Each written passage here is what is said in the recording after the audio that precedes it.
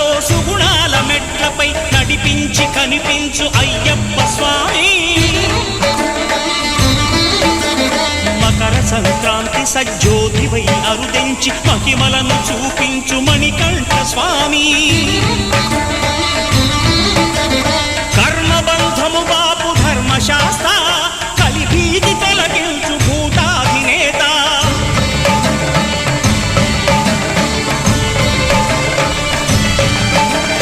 అయ్యప్ప దేవాయ నమః, అభయ స్వరూపాయ నమః.